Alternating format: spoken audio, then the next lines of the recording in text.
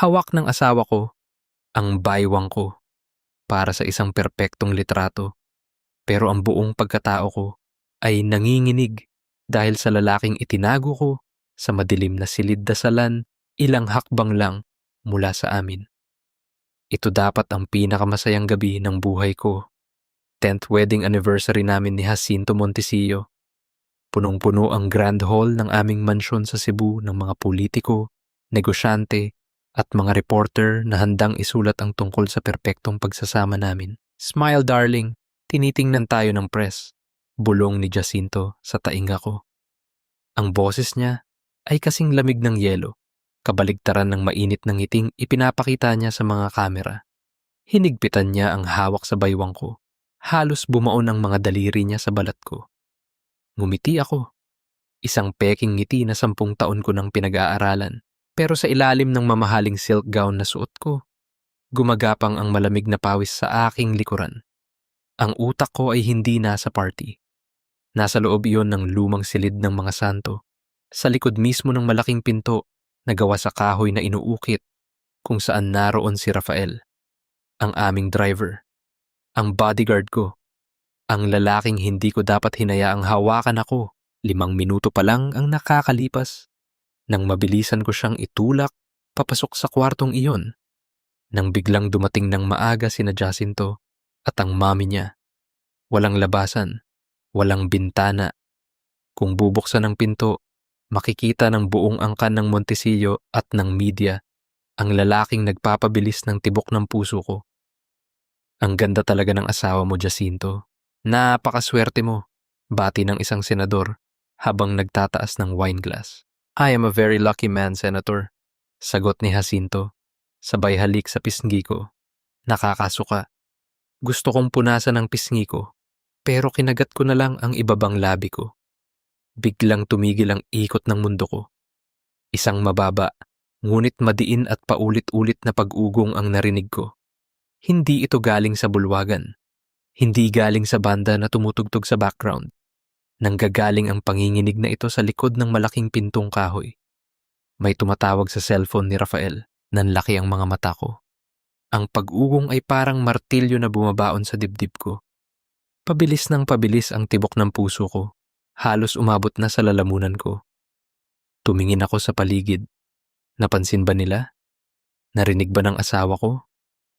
Tumigil sa pagsasalita si Doña Caridad, ang biyenanan ko. Ang kanyang matatalim na mata, na palaging naghahanap ng butas sa pagkatao ko, ay dahan-dahang lumingon patungo sa silid ng mga santo. Tumigil din ang pag-ikot ng hawak niyang pamaypay. Kumunot ang noo niya. May naririnig ba kayong nagva-vibrate? Malamig na tanong ni Doña Caridad. Ang boses niya ay hindi malakas, pero sapat para patahimikin ang mga taong malapit sa kanya. Bakit may tumutunog sa loob ng oratoryo? Nabitawan ko ang paghinga ko. Wala na. Katapusan ko na. Katapusan na ng misyon ko, ng reputasyon ko, ng buhay ni Rafael. Humakbang si Doña Caridad palapit sa pinto. 2 hakbang, 1 hakbang. Iniabot niya ang kanyang kamay sa seradura ng pinto. Kailangan kong gumawa ng paraan. Ngayon na. Sa isang mabilis na desisyon, pinihit ko ang kamay kong may hawak na red wine at sinadyang itapon ito sa sarili kong damit. Oh my God! Malakas kong sigaw. Umaarte na parang nagulat na nagulat. Binitawan ko ang baso kaya bumagsak ito at nabasag sa marmol na sahig. Lahat ng atensyon, pati na ang kay Doña Caridad, ay mabilis na nabaling sa akin. Ang pulang alak ay kumalat sa puting silk gown ko, parang dugong tumatagas mula sa isang sariwang sugat. Ano ba namang klaseng katangahan yan, Tala? Inis na bulong ni Jacinto, halatang nairita dahil nasira ang perpektong imahe niya sa harap ng mga bisita. I'm so sorry. Nadulas ang kamay ko. Nanginginig kong sagot. Totoong nanginginig ako, pero hindi dahil sa natapong alak, kundi dahil sa matinding takot na sumasakal sa akin. Diyos mio, ang kalat! Umirap si Doña Caridad. Tuluyan ng binitawan ng seradura ng pinto para tingnan ako ng may pandidiri. Belen! Ninang Belen! Linisin mo nga itong kalat ng manugang ko. Mabilis na lumapit si Ninang Belen, ang pinakamatagal at pinakachismosang mayordoma ng mga Montesillo. May dala siyang puting basahan. Nakayuko siyang nagpunas sa sahig. Kinukuha ang mga basag na bubog. Nakaramdam ako ng kaunting ginhawa. Nakaligtas ako. Nakahinga ako ng maluwag. Tumigil na rin ang pag-ugong ng cellphone sa loob ng kwarto. Mabilis kong tinalikuran ang pinto. Naghahandang magpaalam para magpalit ng damit. Pero bago pa man ako makahakbang palayo, napansin ko ang pagtigil ng kamay ni Belen. Nakayuko siya malapit sa gilid ng pintuan ng silid-dasalan, sa mismong ilalim ng mahabang sofa. May kinuha ang magaspang niyang kamay mula sa ilalim. Isang maliit at mabigat na bagay na metal. Isang military lighter. Nanlamig ang buo kong katawan. Ang lighter na iyon. Alam ko kung kanino iyon. Nakita ko na itong hawak niya noong mga gabing umiiyak ako sa madilim na garahe. May nakaukit na pangalan sa gilid ng bakal. R. Vergara. Dahan-dahang iniangat ni Belen ang kanyang ulo. Ang kanyang maliliit at mapanuring mata ay dumiretso sa mga mata ko. Tiningnan niya ang lighter at muling tiningnan ang aking muka na ngayon ay kasing puti na ng papel. Nakita ko ang pagtaas ng sulok ng kanyang labi. Senyora Tala. Mahinang tawag ni Belen. Sapat lang para kaming dalawa ang makarinig. May naiwan po yata ang driver ninyo. Parang binuhusan ng yelo ang buong gulugod ko. Nakatingin sa akin si Ninang Belen. Hawak ang malamig na bakal na pwedeng sumira, hindi lang sa kasal ko, kundi sa buong misyon ko. Alam kong naghihintay siya ng reaksyon. Isang maling kurap, isang maling panginginig ng boses, at ipagsisigawan niya sa buong mansyon ang sikreto ko. Kagat ang labi hanggang sa halos malalasahan ko na ang sarili kong dugo. Pinilit kong huminga ng malalim. Kailangan kong gamitin ang lahat ng training ko bilang investigador. Hindi ako pwedeng magmukhang takot. Ako ang senyora ng bahay na ito. Mabilis kong hinablot ang lighter mula sa magaspang niyang kamay. Sapat ang diin para maramdaman niyang hindi ako nakikipaglaro. Oo. Malamig kong sagot. Tinitigan ko siya ng diretso sa mata. Inutusan ko si Rafael kanina na sindihan ang mga bagong kandila sa loob ng oratoryo bago magsimula ang party. Siguro nahulog niya nang magmamadali siya. Kumunot ang noo ni Belen. Tiningnan niya ang nakasarang pinto ng silid-dasalan at ibinalik ang tingin sa akin. Ganoon po ba, senyora? Pero bakit parang, ipagpatuloy mo ang paglilinis mo, Ninang Belen. Matigas kong putol sa sasabihin niya. Inilagay ko ang lighter sa loob ng maliit kong clutch bag na parang walang anumang nangyari. Baka makita pa ni Mami na nakikipagtsismisan ka imbes na asikasuhin ang mga bisita. Ayaw mo naman sigurong mapagalitan, hindi ba? Nakita ko ang paglunok niya. Yumuko siya, bagamat may bahid pa rin ng pagdududa sa kanyang mga mata. Opo, senyora. Tumalikod na ako at nagsimulang humakbang paakyat sa grand staircase ng mansyon. Bawat hakbang ko ay parang may nakatali na pabigat sa mga paa ko. Ramdam ko ang mga mata ng mga bisita na nakasunod sa mansya ng alak sa damit ko. Pero mas nararamdaman ko ang mga mata ni Doña Caridad at ni Belen na pilit binabasa ang bawat kilos ko. Nang makapasok ako sa master bedroom at mailak ang pinto, doon lang bumigay ang mga tuhod ko. Napahawak ako sa doorknob. Habol ang aking hininga. Nanginginig ang mga kamay ko nang buksan ko ang clutch bag at titigan ang lighter ni Rafael. Hawak ko ang ebidensya, pero ang totoo, hawak ako sa leeg ng sarili kong kasalanan. Lumapit ako sa malaking salamin ng vanity table. Tiningnan ko ang sarili ko. Ang pulang mantsa ng alak sa dibdib ng puti kong silk gown ay mukhang sariwang dugo. Bagay lang sa akin, marumi na ako. 3 taon. 3 taon na akong nagkukunwaring tanga sunod-sunuran at perpektong asawa sa loob ng ginintuang hawla ng mga Montesillo. Pinasok ko ang pamilyang ito bilang isang undercover investigator para hanapin ang mga dokumentong magpapatunay na ginagamit nila ang mga negosyo nila para mag-launder ng pera ng mga tiwaling politiko. Tiniis ko ang lahat. Tiniis kong amuyin ang murang pabango ng iba't ibang babae ni Jacinto gabi-gabi. Tiniis ko ang mga panlalait niya na isa lamang akong palamuti sa bahay niya. Isang babaeng baog na walang pakinabang kundi ang maganda sa picture. Tiniis ko ang mga matatalim na salita ni Doña Caridad. Lahat ng iyon, nakaya ko dahil alam kong nasa tama ako. Ako ang naghahanap ng hustisya. Pero ngayon, tinitigan ko ang refleksyon ko at nakaramdam ako ng matinding pandidiri. Paano ko huhusgahan ang asawa ko sa pambababae niya kung ako mismo ay nanginginig sa kaba dahil muntik na akong mahuli kasama ang driver namin? Paano ko ipaglalaban ang hustisya kung ako mismo ay baliw na baliw sa mga palihim na sulyap, sa mga nakaw na hawak sa loob ng madilim na garahe, sa init ng presensya ni Rafael na nagparamdam sa akin na isa akong tao at hindi isang manika? Napapikit ako. Mahigpit kong niyakap ang sarili ko. Naiipit ako sa pagitan ng tungkulin at ng isang kasalanang hindi ko magawang talikuran. Biglang may pilit na nagpihit ng doorknob mula sa labas. Kinabahan ako. Wala sa oras na itinago ko ang lighter sa ilalim ng mga makeup brushes ko sa drawer. Bam! Bam! Bam! Tala! Buksan mo to! Boses ni Jacinto. Malamig, puno ng awtoridad at pigil na galit. Pinilit kong kalmahin ang sarili ko bago ko binuksan ang pinto. Pagkabukas ko, marahas siyang pumasok at sinara ang pinto sa likod niya. Hindi siya tumingin sa damit kong may mantsa. Dumiretso ang mga mata niya sa mukha ko, matatalim at naghihinala. Humakbang siya palapit sa akin. Umatras ako hanggang sa sumandal ang likod ko sa malamig na pader. Inilapit niya ang mukha niya sa leeg ko at huminga ng malalim. Kahit kailan, hindi ka umiinom ng merlot tala, mahinang sabi ni Jacinto. Pero sapat para magtayuan ang mga balahibo ko sa batok. Iniangat niya ang tingin niya, diretso sa mga mata ko. At lalong hindi ka amoy. Matapang na aftershave na panlalaki. Sino ang kasama mo sa hallway bago ka magtapon ng alak sa sarili mo?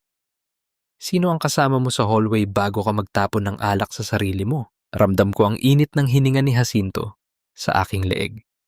Nakakulong ako sa pagitan ng malamig na pader at ng kanyang matipunong katawan. Bumaon ang kanyang malalaking daliri sa magkabilang braso ko. Gusto kong umiwas. Gusto kong isigaw na nasasaktan ako. Pero alam kong mas lalo lang siyang maghihinala. Isang pagkakamali, isang maling salita, at matatapos ang lahat.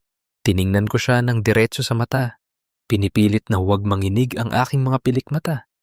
Ginamit ko ang nag-iisang sandata na madalas magpatahimik sa kanya, ang kanyang sariling mga kasalanan. Si Senator Villarosa, malamig kong sagot, pinilit na maging patag ang boses ko. 2 beses niya akong niyakap para bumati kanina. Kung aftershave ang naaamoy mo sa akin, sa kanya galing yun. Kumunot ang noo ni Jacinto. Tila sinusukat kong nagsisinungaling ako. Bago pa siya makapagsalita, idiniin ko ang mga kuko ko sa sarili kong palad para kumuha ng tapang. At kung naghahanap ka ng aamuyin, Jacinto, bakit hindi mo amuyin ang sarili mo? Kanina pa nangangamoy matamis na pabango ng babae ang kwelyo mo. Amoy na amoy ng press. Kaya ba ako ang pinag-iinitan mo para pagtakpan ang ginagawa mo? Nakita ko ang pagtalim ng kanyang mga mata. Tinamaan ko ang ego niya. Binitawan niya ang mga braso ko. Pero sa isang iglap, marahas niyang hinawakan ang panga ko. Napainggit ako sa sakit ng pilit niyang iangat ang mukha ko. Huwag mo akong subukan tala. Mariin niyang bulong. Bawat salita ay parang lason na tumatagos sa balat ko. Tandaan mo kung sino ang nagbigay sa'yo ng ganitong buhay. Palamuti ka lang sa bahay na ito. Palitan mo ang maduming damit mo at bumaba ka agad.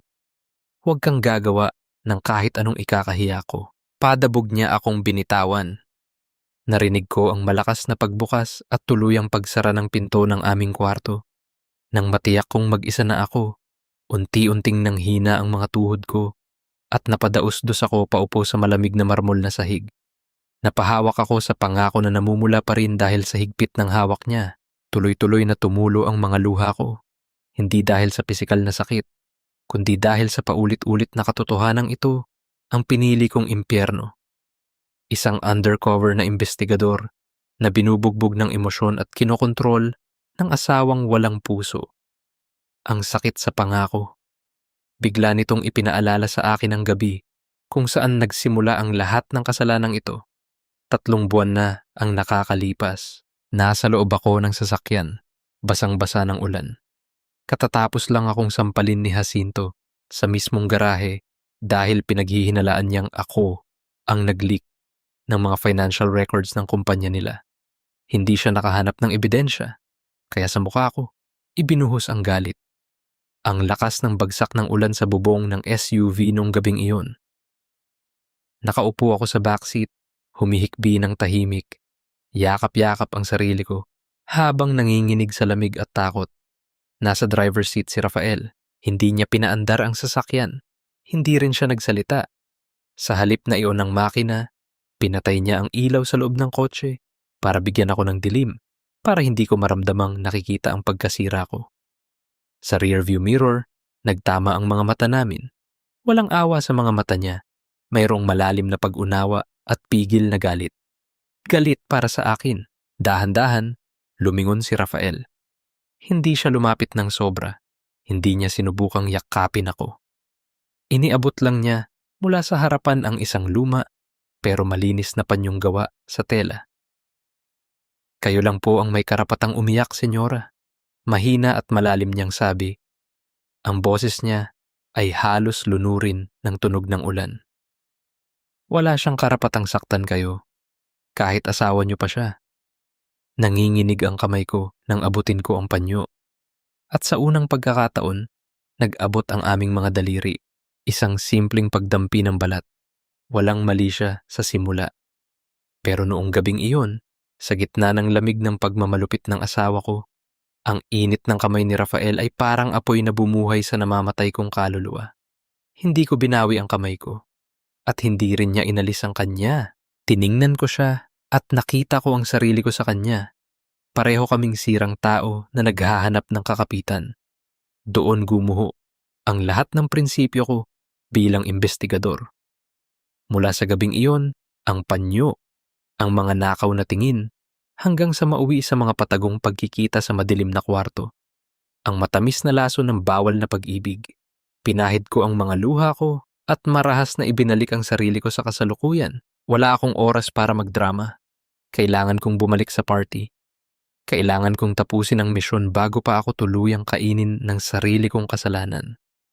Tumayo ako at mabilis na nagpalit ng isang asul na evening gown. Nag-retouch ako ng makeup para itago ang pamumula ng mata at panga ko. Huminga ako ng malalim, inayos ang postura, at inihanda ang sarili na maging perpektong Senyora Talamontesillo ulit. Pero bago ako lumabas ng kwarto, naalala ko ang sikretong cellphone ko. Nakatago ito sa ilalim ng false bottom ng aking makeup case. Kailangan kong malaman kung nakalabas na ng ligtas si Rafael mula sa silid dasalan. Nanginginig ang mga daliri kong binuksan ng screen. May isang text message. Galing kay Rafael. Pagkabasa ko sa mensahe, parang huminto ang pagtibok ng puso ko.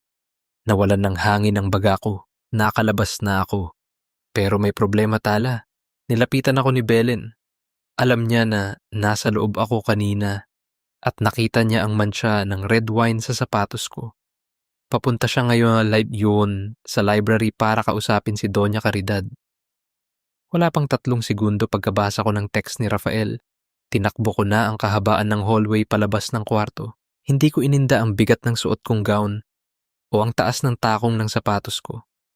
Naguunahan ang mga kabog sa dibdib ko. Kung makarating si Ninang Belen sa library at makausap si Doña Caridad, hindi lang pamilya ko ang mapapahamak.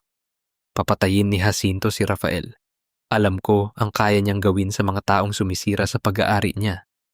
Pagliko ko sa pasilyo patungo sa library, nakita ko siya.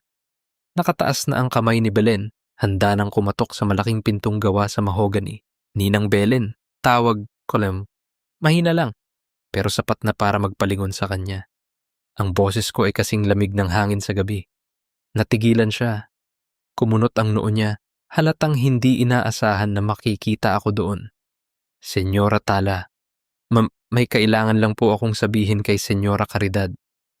Mabilis akong lumapit hanggang sa halos magkadikit na kami. Tinitigan ko ang mga mata niyang nag-aalinlangan pero may bahid ng pagmamarunong. Tungkol saan, Belen? Mahina akong tanong. Pinipigilan ang panginginig ng boses ko. Tungkol ba ito sa lalaking nasa oratoryo? Nanlaki ang mga mata niya. Hindi niya inasahang aaminin ko ng diretsahan. Alam niyo po, senyora, nakita ko ang sapatos ng driver ninyo. Alam ko, putol ko. At alam ko rin kung paano unti-unting nababawasan ang mga mamahaling alak sa wine cellar ni Jacinto tuwing linggo. Pati na ang mga imported na karne na idinadaan mo sa likod ng kusina para ibigay sa pamangkin mo. Kumurap-kurap siya. Nawala ang kulay sa mukha niya. Bilang isang investigador, walang nangyayari sa bahay na ito na hindi ko napapansin. Inipon ko ang mga impormasyong ito para sa misyon ko. Pero hindi ko akalaing gagamitin ko ito para protektahan ang sarili kong kalaguyo. Senyora, ako po ay, huwag mong sirain ang gabi ng pamilyang ito, Belen. Madiin kong bulong, habang dahan-dahang inaabot ang kamay niya para ibaba mula sa pinto. Bumalik ka sa kusina. O gusto mong sabihin ko kay Jacinto, ngayon din na ikaw ang nagnanakaw sa kanya? Alam mo kung paano siya magalit. Napalunok si Belen. Ang matapang niyang aura kanina ay napalitan ng matinding takot. Yumuko siya. Opo, senyora. Nang makita ko siyang maglakad palayo pabalik sa kusina, napasandal ako sa pader. Nakahinga ako. Ligtas na kami. Sa ngayon.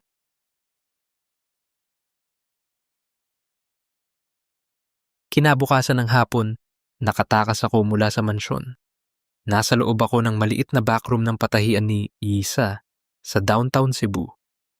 Ito lang ang nag-iisang lugar sa buong mundo kung saan nakakahinga ako. Ang kwarto ay maliit, mainit, at amoy ng mga pinagtabasang tela at lumang makina. Pero para sa akin, ito ang langit dahil dito ko siya laging nakikita. Bumukas ang pinto. Pumasok si Rafael. Nakasuot siya ng simpleng t-shirt at maong, malayong malayo sa uniform niya bilang driver ko. Wala siyang sinabi. Lumapit siya agad at tiningnan ang pangako.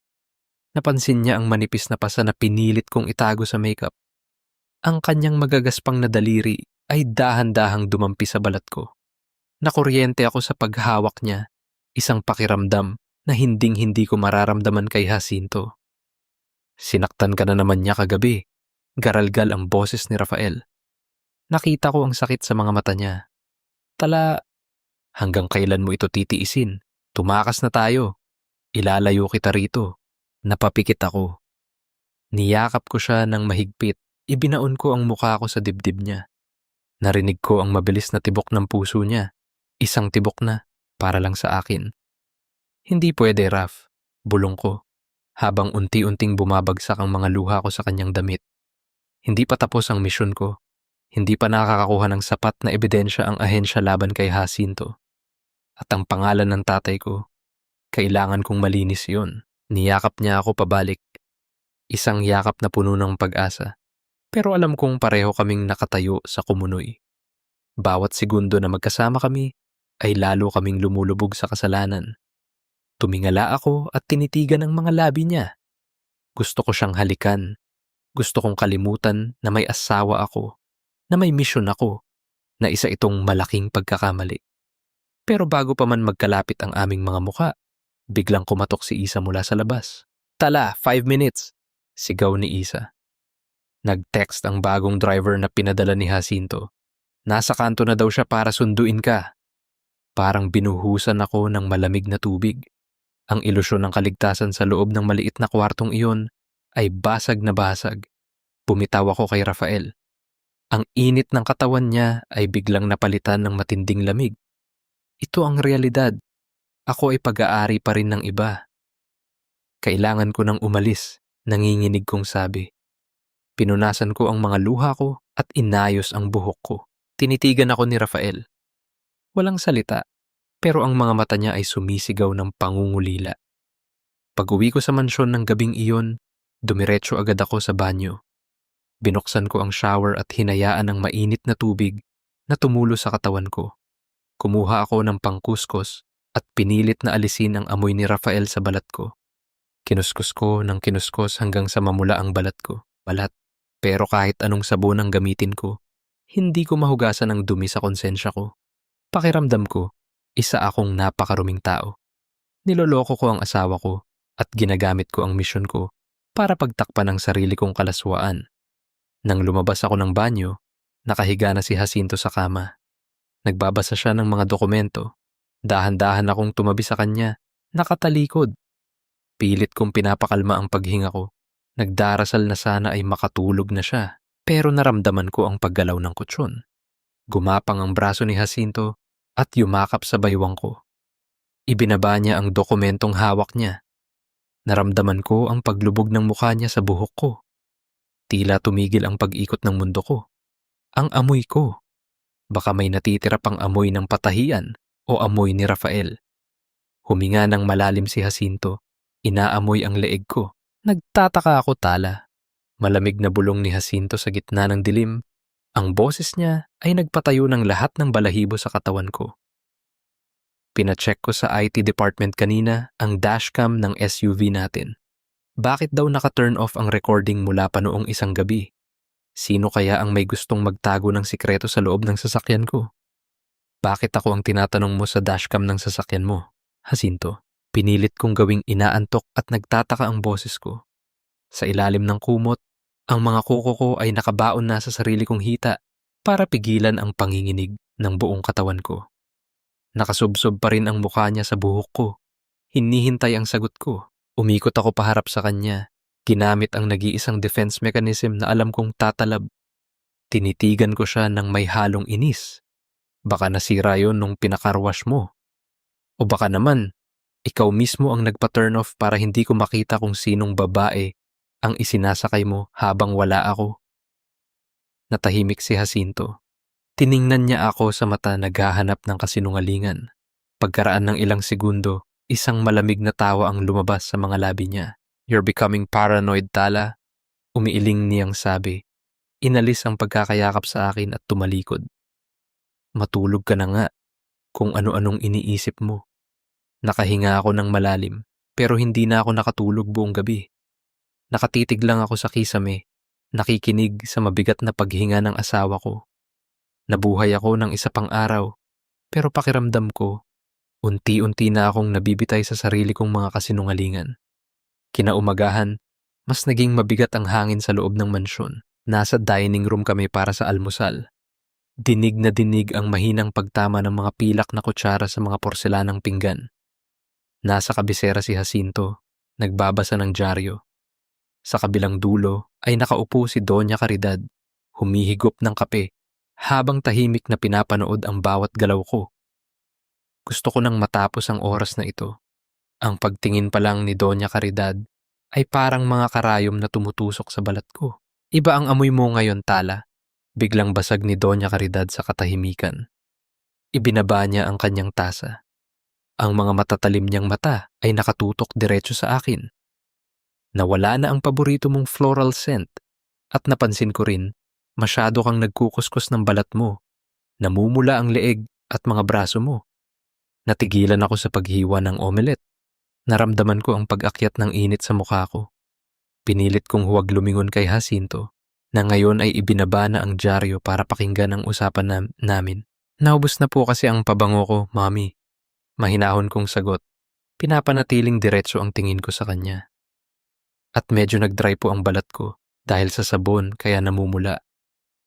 Ganoon ba? Tinaasan niya ako ng kilay. Tila hindi siya naniniwala sa ni isang salita na lumabas sa bibig ko. By the way, kailangan kong tawagan ang flower shop para sa misa natin sa linggo. Naiwan ko ang telepono ko sa taas. Pahiram ng phone mo, Hija. Huminto ang pagtibok ng puso ko. Ang official cellphone ko ay nasa ibabaw ng mesa. Wala itong kaduda-dudang mensahe. Ang problema, nasa loob ng handbag ko na nakapatong sa upuan sa tabi ko, ang secret phone na ginagamit ko para makausap ang ahensya. At si Rafael. Inabot ko ang official phone ko sa ibabaw ng mesa at inislide ito papunta sa kanya. Heto po, Mami. Kinuha ito ni Doña Caridad. Tiningnan niya ang screen. Maya-maya, umangat ang gilid ng labi niya. Isang ngiting nagdala ng kakaibang kaba sa dibdib ko. Bakit laging naka-silent mode ang teleponong ito, Tala? At bakit parang wala ka man lang ka-text o kausap? Inilapag niya ang phone sa mesa. Sumandal siya sa kanyang upuan at tinitigan ako ng parang isang kriminal sa loob ng interrogation room. Sabi ni Belen, may isa ka pa raw teleponong laging daladala. Nakatago sa loob ng makeup bag mo. Totoo ba yon? Parang gumuho ang sahig na kinatatayuan ko. Si Belen, hindi siya tumigil. Nahanap niya ang isang butas at ibinulong niya ito sa reyna ng bahay. Nakita ko ang pagkunot ng noo ni Jacinto. Anong isa pang telepono, Tala? May hindi ba ako alam dito? Nanginginig ang mga kamay ko sa ilalim ng mesa, pero pinilit kong ikuyom ang mga ito.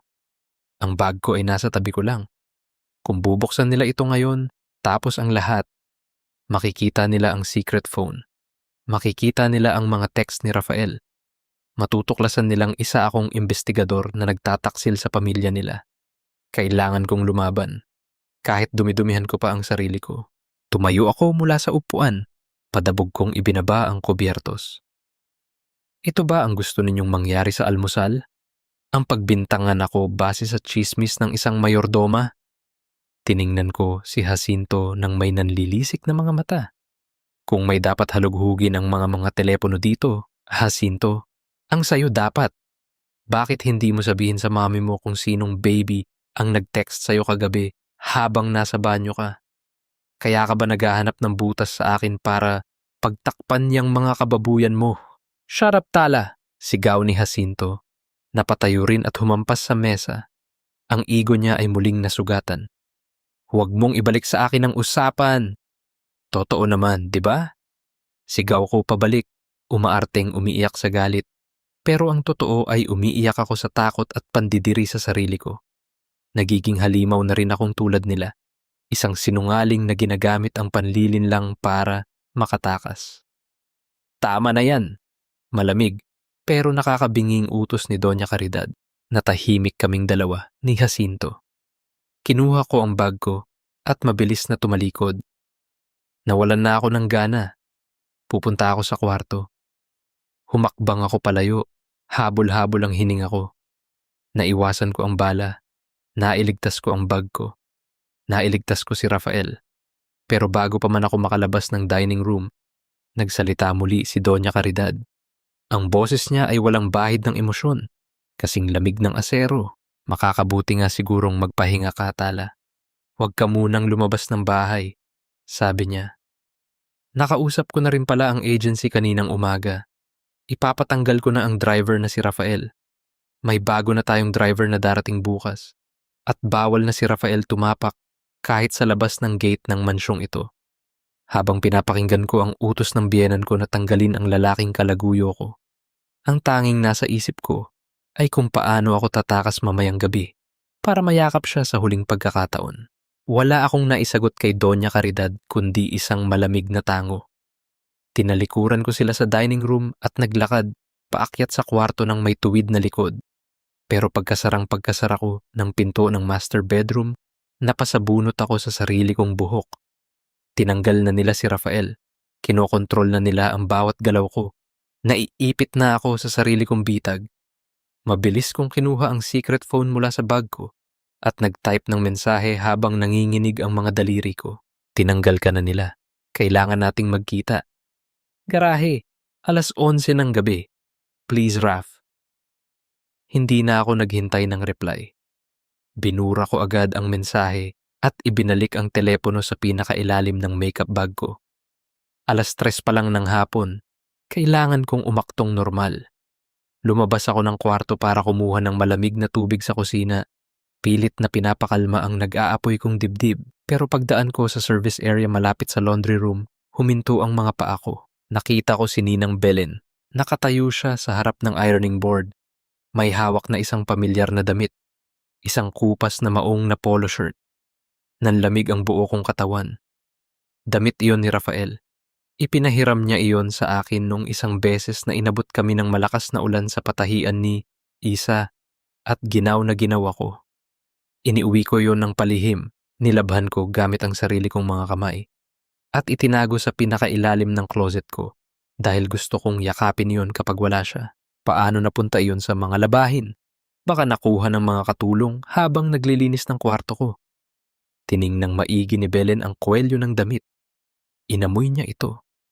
Nakita ko ang pagkunot ng noo niya nang mapansin niya ang isang mapusyaw na mantsa malapit sa butones. Mantsa ng foundation ko na kumapit doon nang isandal ko ang mukha ko sa dibdib ni Rafael. Belen, tawag ko. Ang boses ko ay matigas. Kahit napakiramdam ko ay bibigay na ang mga tuhod ko. Napatalon siya sa gulat at mabilis na itinago ang damit sa likod niya. Senyora Tala, nakuha ko po ito sa basket ng mga damit ninyo. Humakbang ako palapit sa kanya. Pinigilan ko ang panginginig ng mga kamay ko sa pamamagitan ng pag-ipit ng mga ito sa aking bewang. Kailangan kong maging halimaw sa sandaling ito. Kailangan kong durugin ang anumang hinala niya bago pa ito makarating kay Doña Caridad. At bakit mo inaamoy ang personal kong gamit? Malamig kong tanong. Tinitigan siya mula ulo hanggang paa. Kasi po, senyora, hindi po ito kasya kay Senyor Jacinto. At amoy panlalaki po na hindi mamahalin. May mantsa pa po ng makeup sa kwelyo. Nanginginig niyang sagot. Pero nakita ko ang pagkinang ng chismis sa mga mata niya. Hinihintay niyang magkamali ako. Isang mapait na ngiti ang pinilit kong ilabas sa mga labi ko. Kasama yan sa mga idodonate ko sa orphanage bukas, Belen. Mga lumang damit ng kapatid ko na pinadala niya mula sa probinsya. Sinubukan kong sukat at tingnan kung pwede pang ibigay, kaya siguro nadikita ng makeup ko. Humakbang ako palapit hanggang sa maamoy ko na ang kaba niya. Inilapit ko ang mukha ko sa kanya. Bakit? Ano bang iniisip mo? Na nagpapasok ako ng ibang lalaki sa kwarto ko? O baka naman gusto mong nakawin yan para ibigay sa mga kamag-anak mong tambay sa labas ng subdivision? Namula ang mukha ni Belen sa kahihiyan at takot. Hindi po, senyora. Wala po akong ganoong iniisip. Kung ganoon, bakit mo pinapakialaman? Hinablot ko ang damit mula sa mga kamay niya nang may buong puwersa. Gusto mo bang sabihin ko kay Mami na ninanakaw mo ang mga donasyon ko para sa simbahan? Alam mo namang ayaw na ayaw niya sa mga magnanakaw, diba? Napaiyak si Belen. Yumuko siya ng paulit-ulit. Patawad po, senyora. Patawad po. Hindi na po mauulit. Tinalikuran ko siya at mabilis na naglakad pabalik sa kwarto. Bit-bit ang damit. Pagkasara ko ng pinto, napasandal ako sa pader at doon na ako sumuka. Nasusuka ako sa sarili ko. Nasusuka ako sa mga kasinungalingang lumalabas sa bibig ko. Ginamit ko ang kahinaan ng isang matandang katulong para pagtakpan ang sarili kong kalaswaan. Ako ba ang investigador na naghahanap ng hustisya? O ako na ba ang mismong demonyong nilalabanan ko? Lumipas ang mga oras na parang dahan-dahang pagpatak ng lason. Sumapit ang 11:00 ng gabi. Nakahiga si Jacinto sa kabilang gilid ng kama, mahimbing na natutulog dahil sa kalasingan. Amoy alak siya at amoy ng ibang babae, pero sa pagkakatong ito, wala akong pakialam. Dahan-dahan kong inalis ang kumot. Walang tunog akong naglakad nang nakayapak palabas ng kwarto, pababa ng hagdan, patungo sa madilim na garahe sa likod ng mansyon. Ang malamig na hangin sa gabi ay tumatagos sa manipis kong pantulog.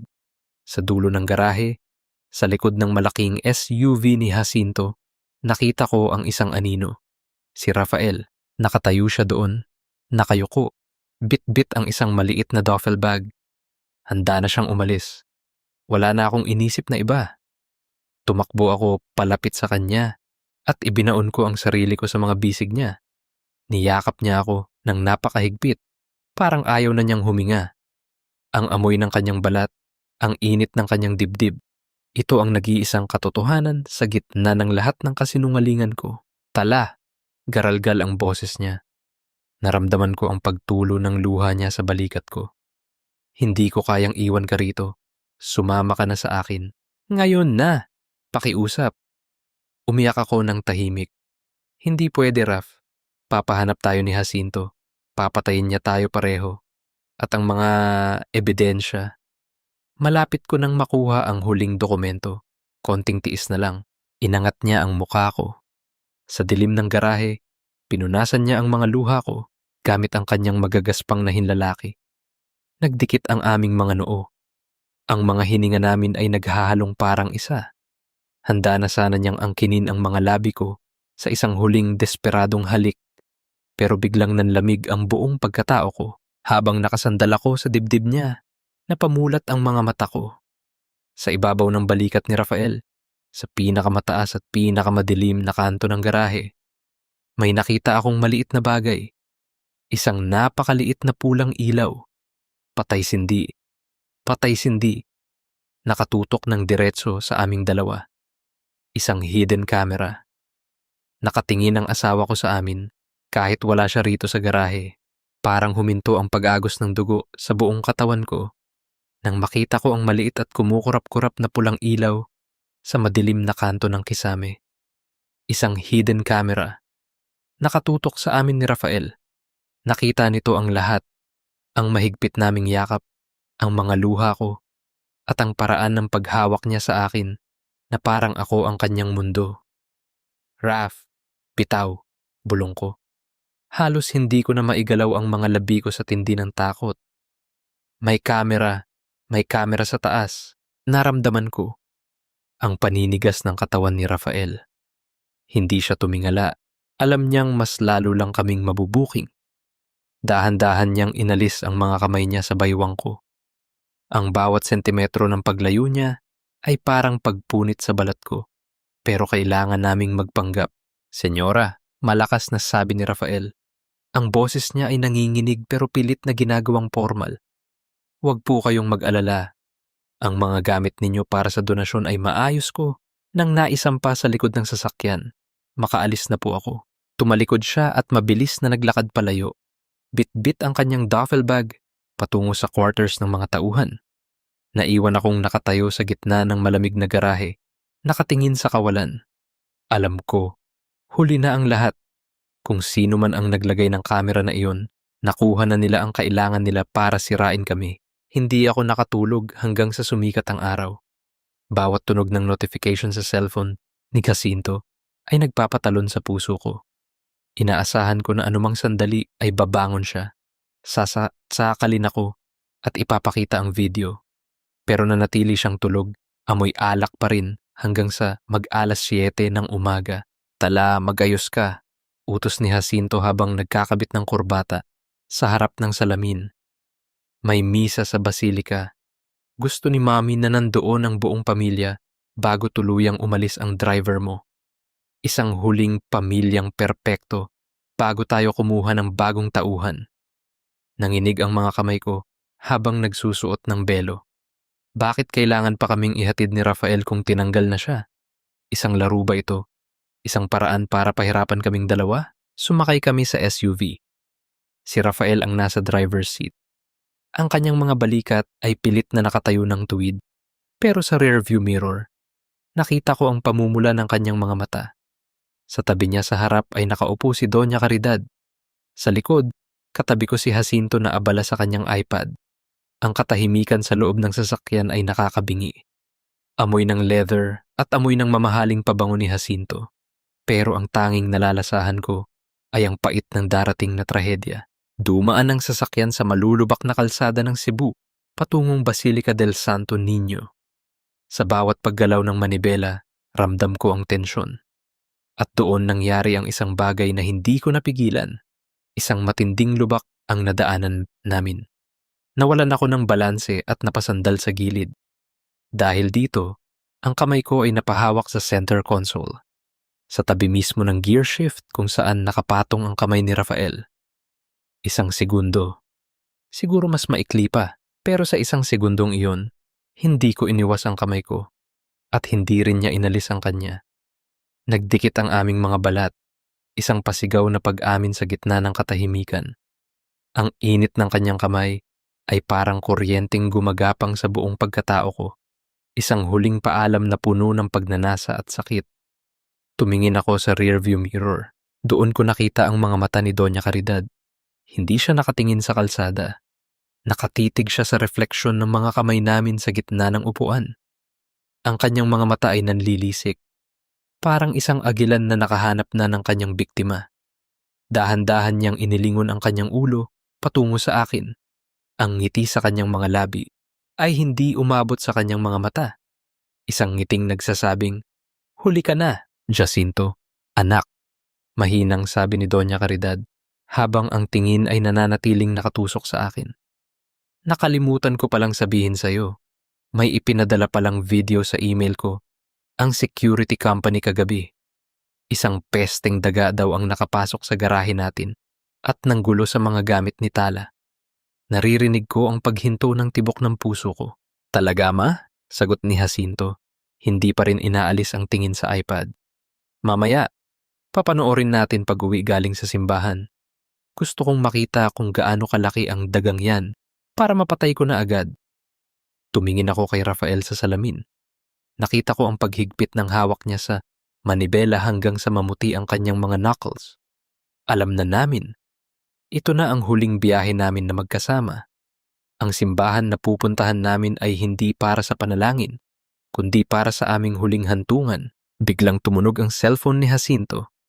Isang malakas na alert. Wait, sabi ni Jacinto. Kumunot ang noo niya. May notification din ako sa phone. Motion detected sa garage folder. Bakit ngayon lang nag-sync to? Pinindot ni Jacinto ang screen. Ang tunog ng loading ng video ay parang tunog ng isang baril na ikinakasa sa tabi ng tainga ko. Napaiyak ako ng walang tunog. Tumingin ako sa bintana. Pinapanood ang mga tao sa labas na namumuhay ng normal. Habang ang mundo ko ay nakatakdang sumabog sa loob ng isang mamahaling sasakyan. Ano to? Mahinang tanong ni Jacinto. Ang boses niya ay nagbago. Mula sa pagiging bored, naging isang mapanganib na bulong na puno ng pagtataka at namumuong galit. Tala, bakit ka nasa garahe ng alas 11 ng gabi? At sino itong hayop na kayakap mo? Sino itong hayop na ito, Tala? Sagutin mo ako. Ang boses ni Jacinto ay hindi na isang bulong. Ito ay isang ungal ng nasugatang hayop, puno ng puot at matinding kahihiyan. Marahas niyang iniharap sa akin ang iPad. Doon, sa maliit na screen, kitang-kita ang malabo, pero malinaw na ebidensya. Ako, ang asawa ng isang Montesillo na nakasubsob sa dibdib ng driver namin sa gitna ng dilim. Jacinto, let me explain. Nanginginig kong sabi. Pero ano ang ipapaliwanag ko? Na mahal ko ang lalaking ito? Na mas tao siya kaysa sa kanya? Pak! Isang malakas na sampal ang dumapo sa mukha ko. Sa sobrang lakas, tumama ang ulo ko sa bintana ng SUV. Nakakita ako ng mga bituin at ang lasa ng bakal ng sarili kong dugo ay agad na kumalat sa loob ng bibig ko. Jacinto, tama na yan. Maraming tao sa labas. Saway ni Doña Caridad. Pero ang boses niya ay walang bahid ng awa para sa akin. Mas nag-aalala siya sa sasabihin ng mga taong makakakita sa amin pagbaba ng sasakyan. Hayop ka. Pinatira kita sa bahay ko. Binigyan kita ng lahat. Tapos sa driver lang pala ako matatalo. Sigaw ni Jacinto. Akmang sasabunutan ako nang biglang huminto ang sasakyan ng marahas. Lahat kami ay napasandal sa harap. Nasa tapat na kami ng Basilica del Santo Niño. Punong-puno ng mga deboto ang labas. Mga taong nakasuot ng kanilang best clothes, hindi alam ang impyernong nangyayari sa loob ng aming sasakyan. Bumukas ang pinto ng driver's seat. Lumabas si Rafael at mabilis na binuksan ang pinto sa likod kung nasaan si Jacinto. Pitawan niyo siya, senyor. Matigas na sabi ni Rafael. Nakatayo siya doon, handang mamatay. Ang kanyang mga mata ay walang takot. Isang bagay na mas lalong nagpagalit kay Jacinto. Isang mapait na tawa ang lumabas sa mga labi ni Jacinto. Aba, matapang ang aso ko. Akala mo ba matatakot mo ako dahil lang sundalo ka dati? Lumabas si Jacinto ng sasakyan at hinarap si Rafael sa gitna ng kalsada. Nagtinginan ang mga tao. Ang prestihiyosong pamilya Montesillo ay gumagawa ng eksena sa harap ng simbahan. Jacinto, please, wag dito. Pakiusap ko, habang lumalabas din ako ng sasakyan, hawak ang namumula kong pisngi. Ang ganda ng asul kong gown ay baliwala na sa gitna ng kahihiyang ito. Dito? Bakit hindi dito? Para malaman ng lahat na ang asawa ko ay isang maruming babae na pumapatol sa katulong. Sigaw ni Jacinto. Kinuha niya ang kanyang cellphone at tumawag sa kanyang mga security detail na sumusunod sa kabilang sasakyan. Dalin niyo rito ang mga tao. Ngayon din. Lumingon si Doña Caridad sa akin. Dahan-dahang lumabas ng sasakyan habang hawak ang kanyang mamahaling payong. Tala, binigyan kita ng pagkakataon na maging bahagi ng pamilyang ito. Pero mas pinili mong maging basura. Huwag kang mag-alala. Gagawin namin ang lahat para mabura ang pangalan mo sa kasaysayan ng mga Montesillo. Napaiyak ako sa desperasyon. Tumingin ako kay Rafael. Gusto kong sabihin sa kanya na tumakbo na, naiwan na ako. Pero hindi siya gumagalaw. Nanatili siyang nakatayo sa pagitan ko at ni Jacinto, parang isang pader na handang tumanggap ng lahat ng bala para sa akin. Rafael, umalis ka na. Pakiusap, bulong ko. Hindi kita iiwan, Tala, sagot niya. Ang boses niya ay puno ng determinasyon na bumasag sa huli kong depensa. Dumating ang isa pang itim na sasakyan. 5 lalaking nakabarong at may mga armas ang bumaba. Ito na ang katapusan. Alam ko ang sistema ng mga Montesillo. Hindi sila gumagamit ng pulis. Sila ang batas sa Cebu. Dalin niyo ang lalaking iyan sa bodega sa port. Utos ni Jacinto. Ang boses niya ay malamig na parang kamatayan. At ang asawa ko, dalin niyo siya sa loob ng simbahan. Kailangan nating magdasal para sa kaluluwa ng pamilyang ito. Hindi ba? Hinigit ako ni Jacinto sa braso.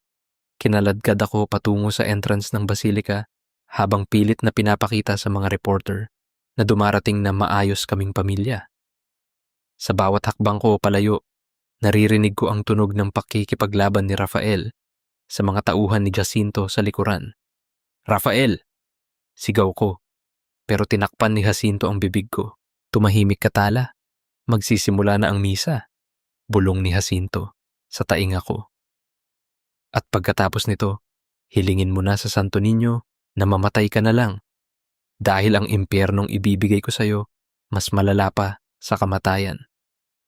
Pagpasok namin sa loob ng malamig na simbahan, ang koro ay nagsimulang kumanta. Isang awit ng kapayapaan sa gitna ng aking pagkawasak. Naupo kami sa harapang row, ang pamilyang pinakarespetado sa Cebu, habang ang puso ko ay dugu-dugo sa labas. Pero habang nakaluhod ako, naramdaman ko ang vibrate ng secret phone ko sa loob ng suot kong girdle. Isang text message mula sa ahensya. Tala, nakuha na namin ang signal mula sa wire mo sa loob ng sasakyan. Naririnig namin ang lahat. Huwag kang bibitaw. Papunta na ang mga federal agents sa port at sa mansyon. This is it. Tapusin na natin ang mga Montesillo. Napatigil ako sa paghinga. Ang laro ay hindi pa tapos. Ang aking kasalanan ay naging mitya ng kanilang pagbagsak. Pero ang tanong, maililigtas ko ba si Rafael bago huli na ang lahat? O ang huling biyahe namin ay mauuwi sa isang madugong trahedya? Nakaluhod ako sa harap ng altar, pero hindi ako nagdarasal para sa kapatawaran. Nagdarasal ako na sana ay mamatay na si Jacinto bago pa niya mapatay si Rafael. Ang bango ng insenso sa loob ng basilika ay nakakasuka. Sa paligid namin, ang mga deboto ay taimtim na nakapikit, bumubulong ng mga dasal para sa kanilang mga pamilya. Pero dito sa kinauupuan ko, sa pagitan ng asawa kong mamamatay tao at ng biyenan kong walang kaluluwa, ang tanging naririnig ko ay ang mabilis na tibok ng sarili kong puso na parang tambol ng kamatayan. Umayos ka ng luhod, Tala, bulong ni Doña Caridad sa tabi ko. Ang kanyang mga daliri ay mahigpit na nakahawak sa kanyang rosaryo, pero ang tingin niya ay nakatutok sa akin. Huwag kang lilingon sa likod. Ang mga reporter ay nakabantay. Isang maling kilos mo, sisiguraduhin kong bukas na bukas ay nasa headlines ka bilang isang babaeng nangaliwa sa driver. Wala na akong pakialam sa headlines nyo. Mariin kong sagot, kahit na nanginginig ang buong katawan ko. Kung saktan nyo si Rafael, isasama ko kayong dalawa sa impyerno. Naramdaman ko ang pagdiin ng siko ni Jacinto sa tagiliran ko.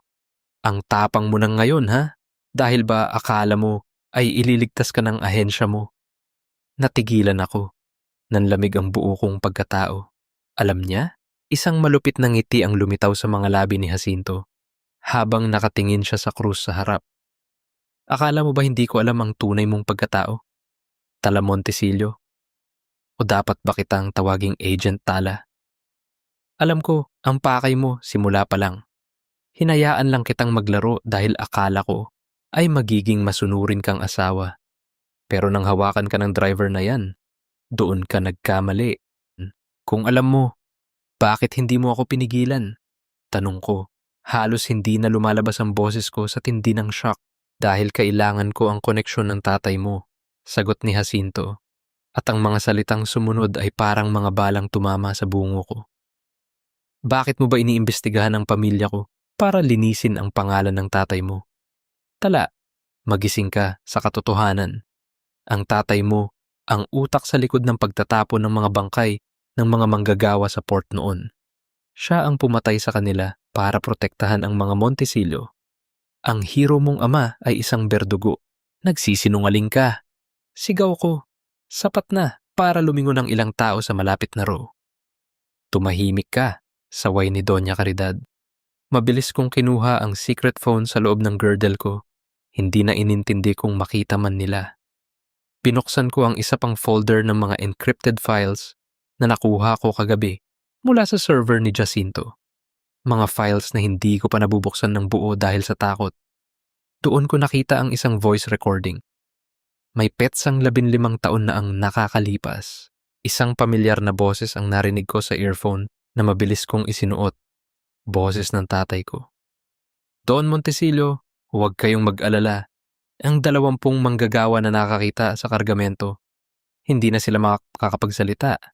Nakabaon na sila sa ilalim ng bagong semento ng port. Wala nang ebidensya.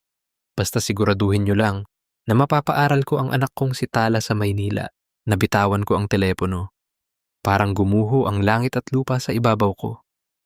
Ang lahat ng pinaniniwalaan ko, ang misyong inilaan ko ang buong buhay ko, ang dahilan kung bakit ako pumasok sa impyernong ito, lahat ay isang malaking kasinungalingan. Hindi ako biktima.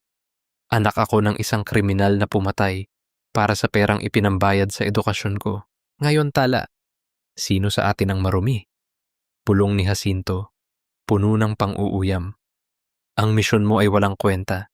Ang pagmamahal mo kay Rafael ay walang kwenta. Pare-pareho lang tayong makasalanan dito. Napasapo ako sa aking muka. Ang mga luha ko ay pumatak sa malamig na sahig ng simbahan. Ang sakit, ang hapdi sa dibdib ko ay hindi na kayang dalhin. Pakiramdam ko ay dumidumihan ako dahil sa dugo ng mga inosenteng tao na nasa kamay ng tatay ko at dahil sa kataksilang ginagawa ko ngayon kay Rafael. Nasa port na sila, dagdag ni Jacinto. Tumingin siya sa kanyang relo. Sa loob ng 10 minuto, ang bodega na pinagtataguan ng mga ebidensya mo at ang driver mong mahal ay sabay na sasabog. Isang accidental fire ang tatapos sa lahat ng problema ko. Hindi, bulong ko, hindi mo pwedeng gawin to. Panoorin mo ako, sabi ni Jacinto. Sa sandaling iyon, ang galit ay namuo sa loob ko. Isang galit na hindi na para sa hustisya, kundi para sa huling piraso ng aking pagkatao na naniniwalang may natitira pang tama sa mundo. Kahit anak ako ng isang kriminal, hindi ko hahayaang mamatay ang nag-iisang lalaking nagparamdam sa akin na mahalaga ako. Biglang tumayo ang lahat para sa pagbasa ng ebanghelyo. Ginamit ko ang pagkakataong iyon. Sa gitna ng siksikan ng mga tao, marahas kong itinulak si Doña Caridad patungo kay Jacinto. Sa gulat nila, mabilis akong tumakbo palabas ng row, patungo sa gilid ng simbahan kung saan naroon ang exit para sa mga sakristan. Tala! Bumalik ka rito! Sigaw ni Jacinto. Pero naharangan siya ng mga debotong tumayo na para magdasal. Tumakbo ako ng walang lingon likod. Ang asul kong gown ay nasabit sa isang upuan, kaya walang pag-aalinlangan kung pinunit ang laylayan nito para mas mabilis akong makatakbo. Lumabas ako sa mainit na sikat ng araw ng Cebu. Humahangos, desperado, kailangan kong makarating sa port. Kailangan kong iligtas si Rafael. Kahit ang kapalit nito ay ang sarili kong buhay. Dahil sa sandaling ito, wala na akong misyon. Wala na akong dangal. Ang tanging meron ako ay ang pag-ibig na ito. Ang bawal at makasalanang pag-ibig na siyang tanging nagbibigay sa akin ng dahilan para huminga. Magnanakaw ako anak ng mamamatay tao, at ngayon, baka maging mitya pa ako ng kamatayan ng lalaking kaisa-isang nagmahal sa akin. Tumitibok ang mga ugat sa sentido ko habang tumatakbo ako sa gitna ng mataong kalsada ng Cebu. Ang punit-punit kong gown ay parang isang maduming bandila ng aking pagkatalo. Hindi ko pinapansin ang mga taong nakatingin sa akin, ang mga bulong-bulungan ng mga debotong kakalabas lang ng simbahan. Ang tanging naririnig ko ay ang boses ni Jacinto na paulit-ulit na nagsasabing 10 minuto na lang ang natitira kay Rafael. Tala! Sakay! Isang luma at mabilis na SUV ang huminto sa tapat ko. Si Isa. Ang mukha niya ay puno ng takot, pero ang mga kamay niya sa manibela ay matatag. Isa! Paano mo? Walang oras para sa kwento. Nakamonitor ang ahensya sa secret phone mo. Alam nila ang nangyayari sa port. Sigaw ni Isa habang pinapaarangkada ang sasakyan. Muntik na kaming tumama sa isang jeepney, pero wala siyang pakialam. Isa, kailangan nating bilisan. Sasabog ang bodega 4. Nandoon si Rafael.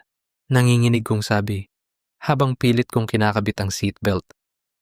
Alam ko, Tala, pero may problema, sabi ni Isa. Tumingin siya sa rearview mirror.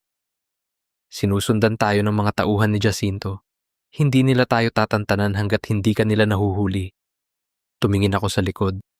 2 itim na pickup ang mabilis na humahabol sa amin. Nakita ko ang isa sa mga lalaki na naglalabas ng baril. Isa! Yumuko ka! Sigaw ko sabay dapa sa dashboard.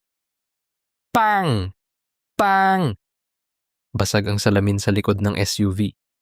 Ang tunog ng putok ng baril ay humalo sa ingay ng trapiko.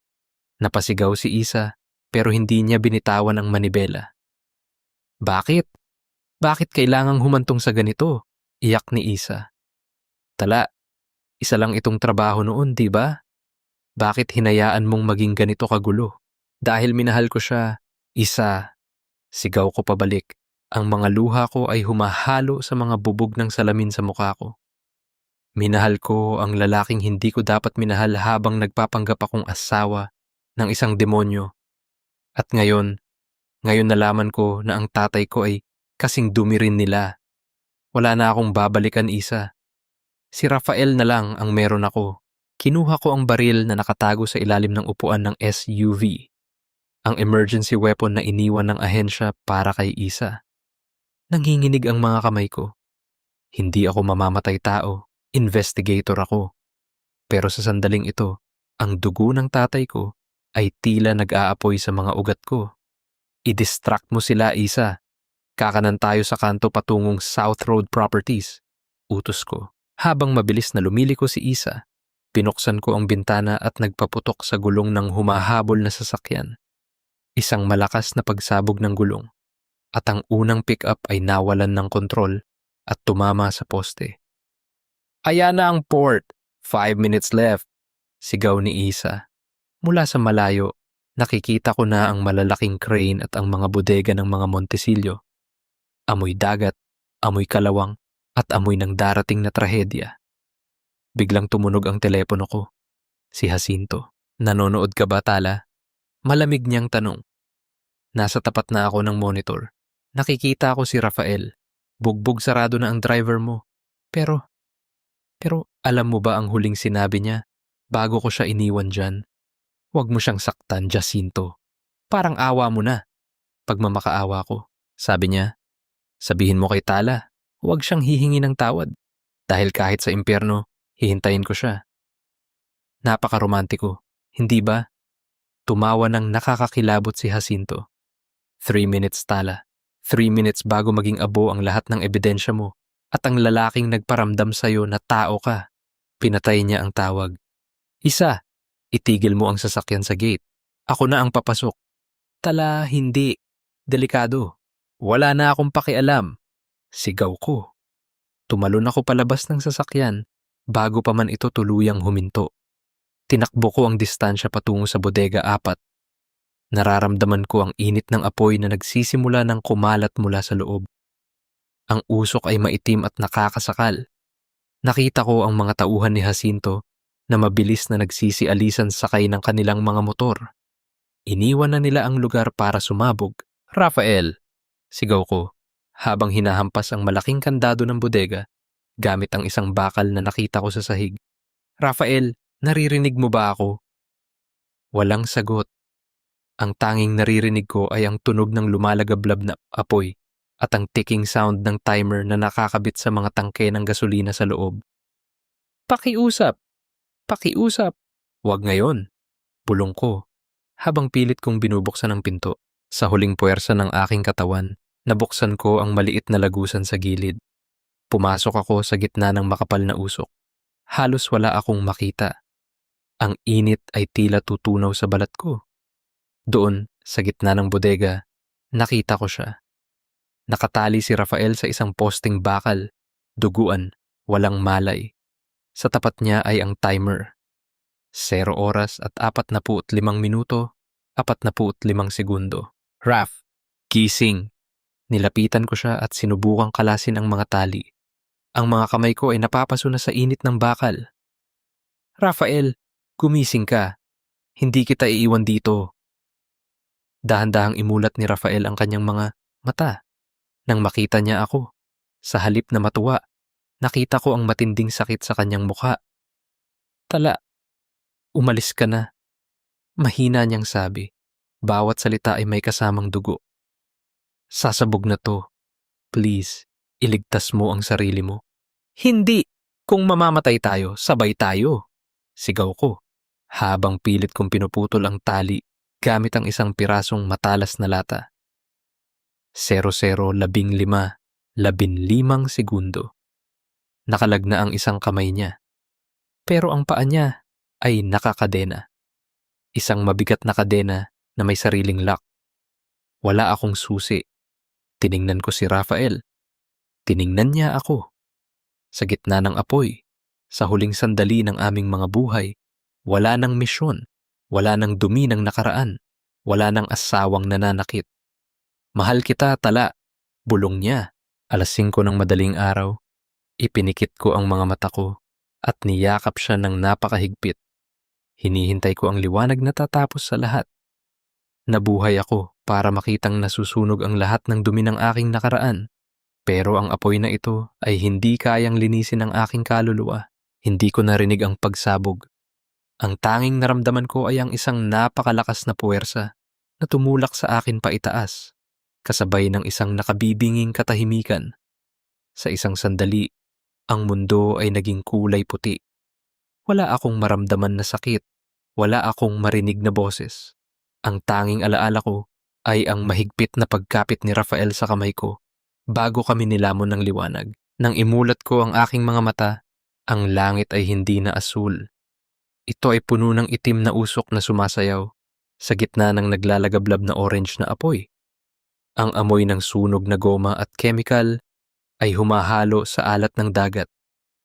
Tala! Tala! Maaari mo ba akong marinig? Boses iyon ni Isa. Malayo, malabo, sinubukan kong igalaw ang aking kamay.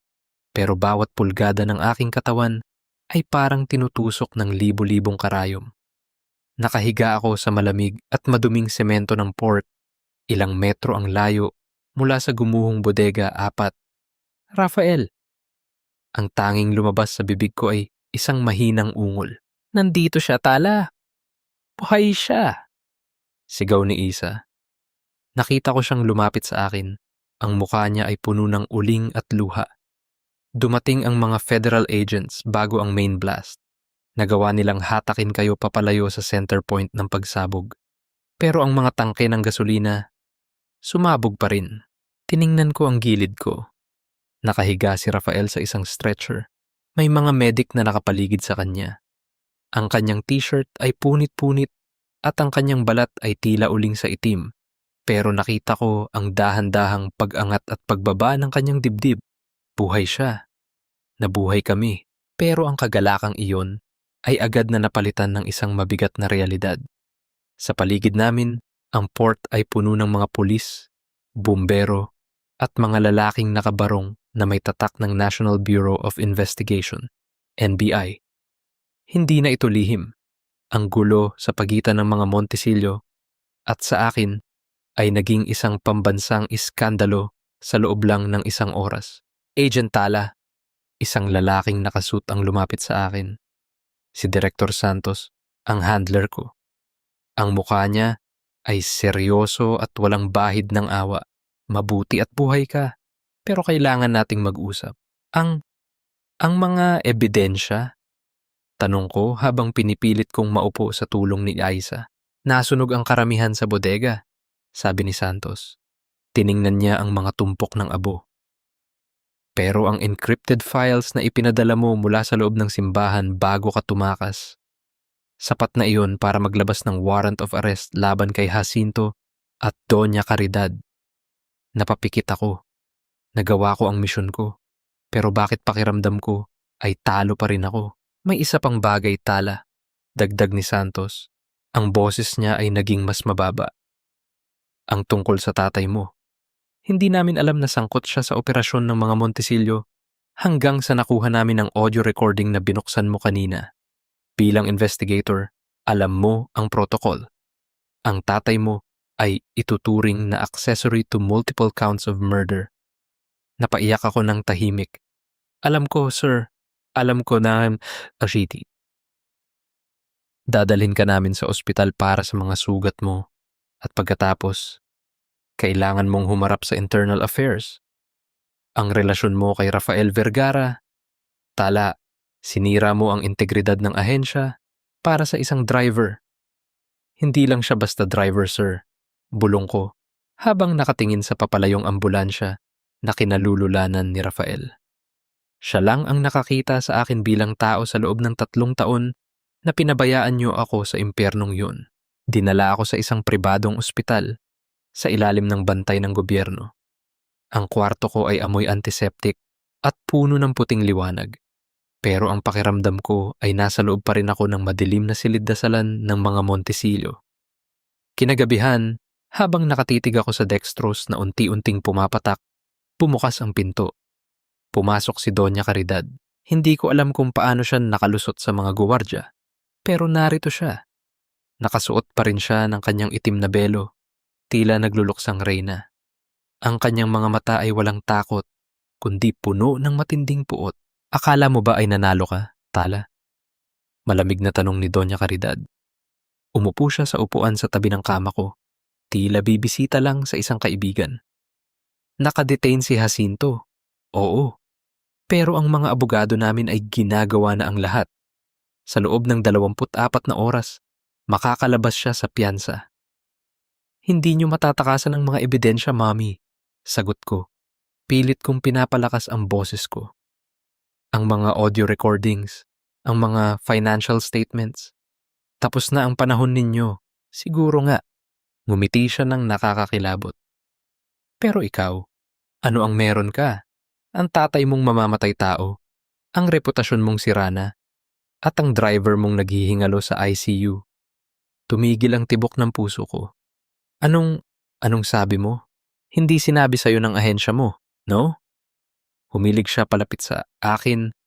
Ang amoy ng kanyang mamahaling pabango ay muling sumakal sa akin. Malubha ang lagay ni Rafael. Nawalan siya ng maraming dugo at ang mga baga niya ay puno ng usok. Sabi ng mga doktor, milagro na lang kung mabubuhay siya hanggang bukas. Nagsimulang manginig ang buong katawan ko. Nagsisinungaling ka. Pumunta ka sa kabilang wing kung gusto mong makita ang bangkay ng kinabukasan mo, sabi niya habang tumatayo. Tandaan mo ito, Tala. Sinira mo ang pamilya ko, pero sa huli, wala kang nakuha kundi abo at mga patay na alaala. Sa tingin mo ba ay tatanggapin ka pa ng ahensya mo pagkatapos nito? Isa ka na lang basurang katulad ng tatay mo. Lumabas siya ng kwarto ng may pagmamalaki. Naiwan akong mag-isa, humihikbi at pilit na tinatanggal ang mga suwero sa aking kamay. Hindi ako pwedeng manatili rito. Kailangan kong makita si Rafael. Kahit ito na ang huling pagkakataon na mahawakan ko siya. Kahit ang huling biyahe namin ay mauuwi sa isang puting kwarto na puno ng tunog ng life support machine. Dahil sa gitna ng trahedyang ito, natanto ko ang isang masakit na Baihakkwak song. Life lesson. Ang pag-ibig na binuo sa gitna ng kasalanan at dumi ay laging may kabayaran. At ang kabayarang ito ay laging masakit, laging madugo, at laging naniningil sa huli. Patay na ang kaluluwa ko, pero ang mga paa ko ay patuloy na naglalakad sa madilim na hallway ng ospital para hanapin ang lalaking naging huling pag-asa ko sa mundong ito. Hingal na hingal ako. Bawat hakbang ay parang pagpunit sa mga sariwang sugat sa aking binti na nakuha ko mula sa pagsabog sa port. Ang puting gown ng ospital na suot ko ay may bahid pa rin ng dugo at uling. Pero wala na akong pakialam kung magmukha akong baliw sa harap ng mga nurse at pasyenteng nadadaanan ko. Tinanggal ko ang swero sa aking kamay. Kaya naman ang dugo ay dahan-dahang tumutulo sa sahig na parang mga pulang bakas ng aking mga pagkakamali. Kailangan kong makita si Rafael. Sabi ni Doña Caridad, mamatay na siya. Sabi niya, wala na akong babalikan. Narating ko ang tapat ng intensive care unit, ICU. Isang malaking salamin ang naghihiwalay sa akin at sa lalaking ibinuwis ang lahat para sa isang babaeng hindi niya dapat minahal. Napatigil ang mundo ko. Doon, sa loob ng kwartong amoy kamatayan, nakita ko si Rafael. Napakaraming tubo ang nakakabit sa kanyang katawan. Ang tunog ng ventilator ay tila isang nakakatakot na orasan na nagbibilang ng natitirang sandali ng kanyang buhay. Ang kanyang mukha na dati ay puno ng buhay at determinasyon, ngayon ay maputla at halos hindi na makilala. Napahawak ako sa salamin. Ang aking mga daliri ay nanginginig. Raf, pakiusap, huwag kang susuko. Huwag mo akong iwan sa impyernong ito. Napakaganda ng eksenang ito, hindi ba? Parang pelikula. Isang boses ang bumasag sa katahimikan ng hallway. Isang boses na nagpabilis ng tibok ng puso ko sa takot at galit. Lumingon ako. Si Jacinto. Nakalabas siya. Tulad ng sinabi ng kanyang ina, sapat na ang yaman at kapangyarihan nila para mabili ang kanilang pansamantalang kalayaan. Nakasuot siya ng isang mamahaling suit. Walang bahid ng uling o dugo. Tila ba hindi siya nanggaling sa loob ng isang selda kanina lang. Sa likod niya ay ang kanyang mga abogado at mga reporter. Jacinto, anong ginagawa mo rito? Tanong ko, habang pinipilit kong tumayo ng tuwid sa kabila ng panghihina. Binibisita ang tapat kong asawa. Ngumiti siya ng nakakakilabot habang nakatingin sa mga kamera na nagsisimula ng kumuha ng litrato. Gusto ko lang makita ng buong Cebu kung gaano ka ka-dedicated sa driver nating nag-hero sa port. Napakabait mo talagang asawa, Tala. Pati ang driver, iniiyakan mo. Hayop ka, bulong ko. Alam mo ang totoo. Alam mo kung anong ginawa mo. Biglang nagbago ang mukha ni Jacinto. Mula sa pagiging kalmado, naging isa itong maskara ng matinding puot.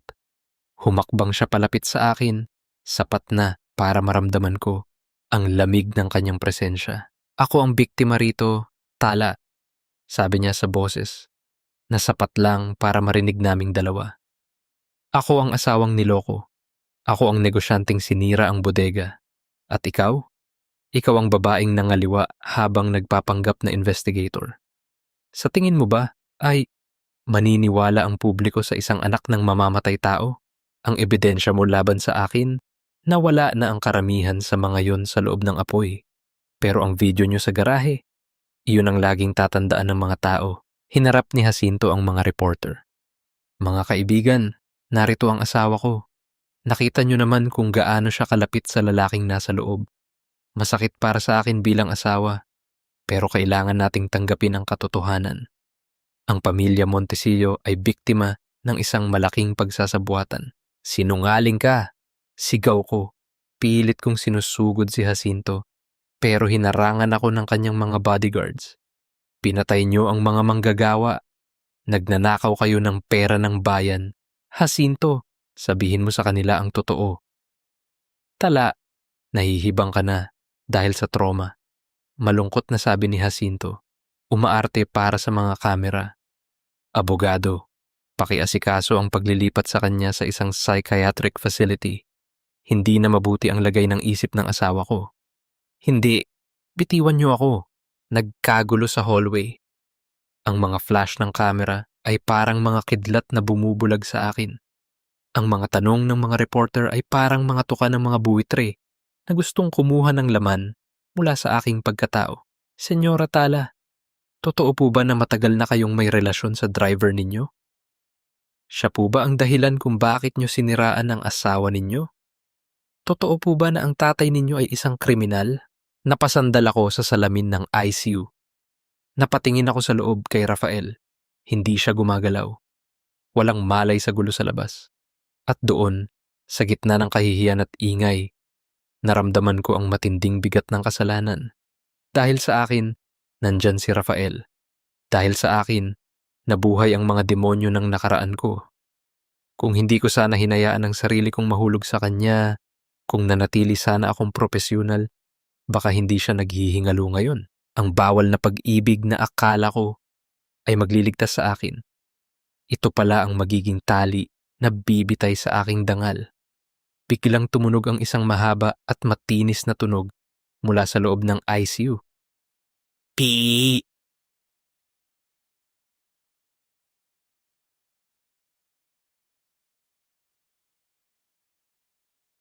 Nanlaki ang mga mata ko. Ang heart rate monitor ni Rafael naging flatline. Rafael! Sigaw ko. Hinahampas ko ang salamin ng buong lakas. Huwag! Pakiusap! Rafael.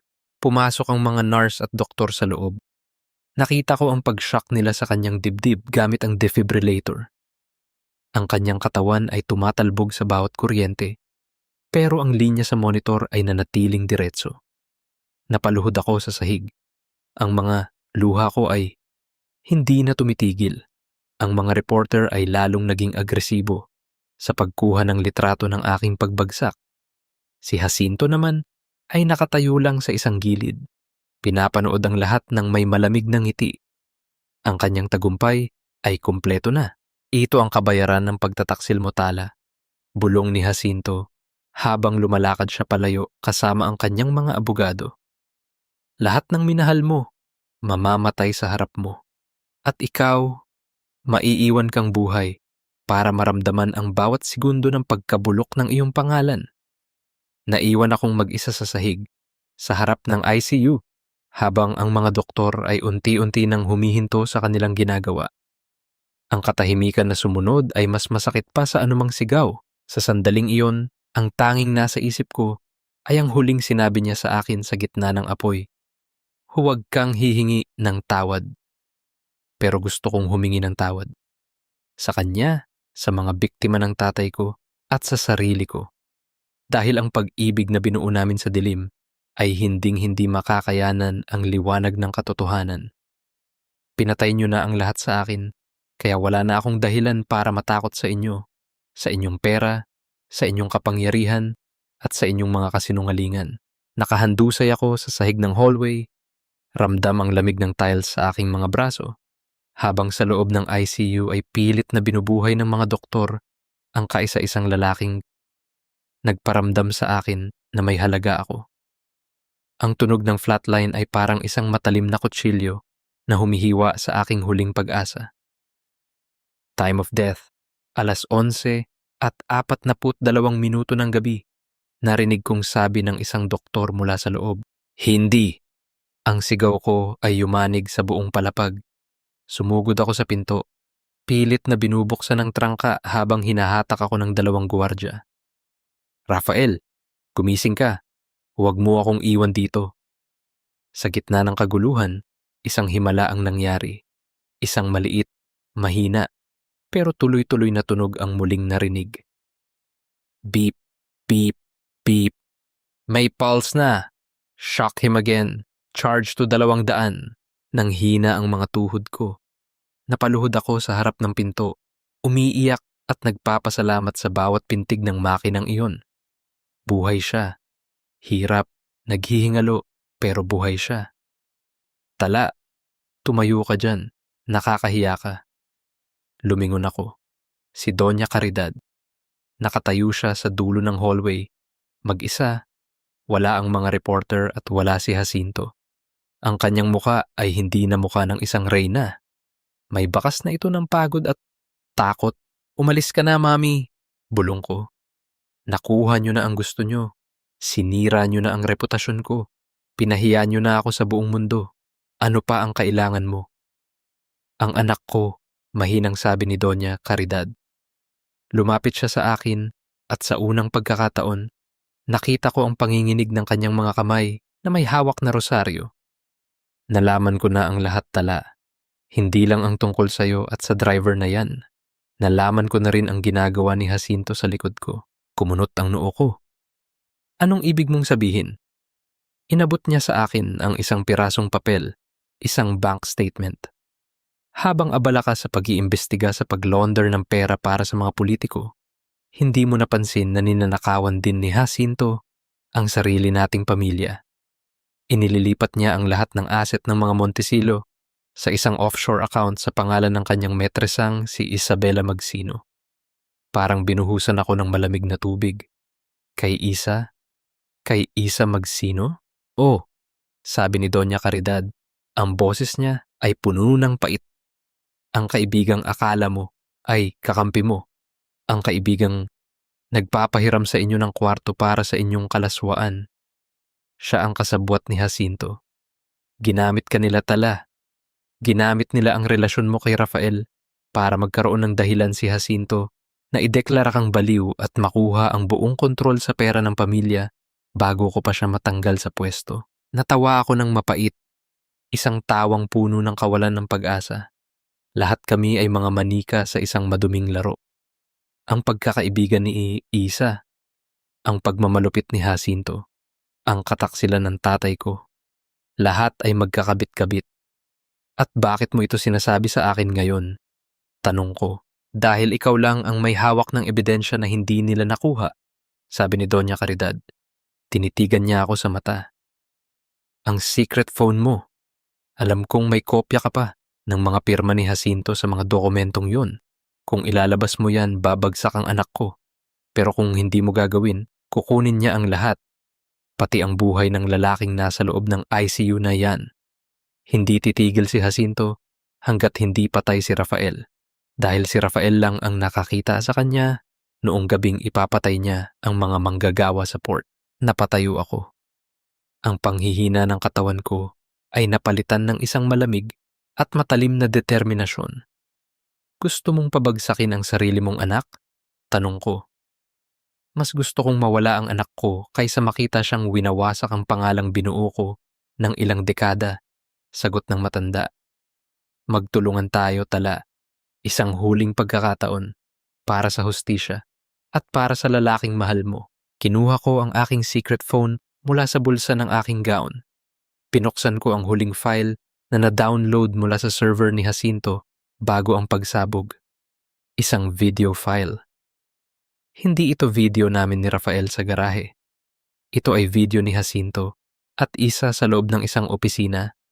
Pinag-uusapan ng plano kung paano itutumba si Rafael at kung paano ililigaw ang investigasyon ng NBI sa pamamagitan ng paggamit sa akin bilang pain. Tapos na ang laro, Jacinto. Bulong ko sa hangin. Hinarap ko si Doña Caridad. Gagawin ko ito. Pero may isang kondisyon. Pagkatapos nito, hahayaan nyo kaming makaalis ni Rafael.